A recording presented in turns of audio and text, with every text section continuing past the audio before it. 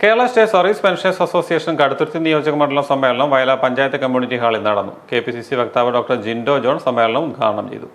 ജീവനക്കാരെയും പെൻഷൻകാരെയും വഞ്ചിച്ച ഇടതുപക്ഷത്തിന് വരുന്ന തെരഞ്ഞെടുപ്പിൽ ഉചിതമായ മറുപടി നൽകണമെന്ന് അദ്ദേഹം പറഞ്ഞു.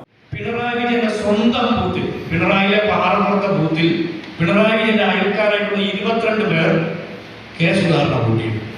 കഴിഞ്ഞ ലോക്സഭാ തെരഞ്ഞെടുപ്പിൽ 19 തെരഞ്ഞെടുപ്പിൽ കിട്ടിയതിനേക്കാൾ 22 വോട്ട് അധികം സുധാകരൻ പിണറായി വിജയന്റെ ബൂത്തിൽ കിട്ടിയെന്ന് പറഞ്ഞാൽ മാർക്സിസ്റ്റ് പാർട്ടിക്കാർക്ക് മാത്രം വോട്ട് ചെയ്ത് ശീലിച്ചിട്ടുള്ള അരിവാൾ ചുറ്റിക കാണുമ്പോൾ ആവേശത്തോടെ വോട്ട് ചെയ്യുന്ന മനുഷ്യർ സുധാകരന്റെ കൈപ്പത്തി ചിഹ്നത്തിൽ വോട്ട് ചെയ്തു എന്ന് പറഞ്ഞാൽ നമ്മുടെ സമരം വിജയമാണ്. അത് ഈ രാഷ്ട്രീയ കേരളത്തിൽ നൽകുന്ന ഒരു ദിശാസൂചിക കൂടിയാണ്. നിരീശ്വരവാദികളായ കമ്മ്യൂണിസ്റ്റുകാർ ഈശ്വരന്റെ സ്വത്തുക്കളെയും ഈശ്വരനെ തന്നെയും മോഷ്ടിക്കുന്ന തരത്തിലേക്ക് ഭരണം അധപ്പതിച്ചുവെന്നും അദ്ദേഹം ആരോപിച്ചു. DCC vice president advocate Biju Punnathanam മുഖ്യപ്രഭാഷണം നടത്തി. മികച്ച സംഘടനാ യൂണിറ്റുകളെയും മികച്ച സംഘാടകരെയും അഡ്വക്കേറ്റ് മോഹൻ ജോസഫ് MLA പൊന്നാടിയും ഷീൽഡും നൽകി ആദരിച്ചു. ജീവനക്കാർക്കും പെൻഷൻകാർക്കും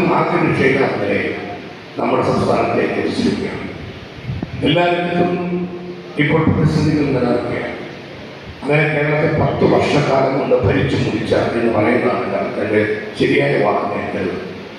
10 വർഷക്കാലം കൊണ്ട് ജനങ്ങളിൽ മറന്നുകൊണ്ട് അഴിമതിക്കും പാർട്ടി താല്പര്യത്തിനും മാത്രമായി കേരളത്തിന്റെ ഭരണകൂടത്തെ മാറ്റിയപ്പോൾ Cyriac Isaac, Sunu George, James Pullappally, CC Michael, MK Sanalkumar, Gangadevi TP, KV Murali, PK Manilal, KD Prakashan, PJ Antony, Mathew Kulirani, Mollamma Thomas തുടങ്ങിയവർ സംസാരിച്ചു.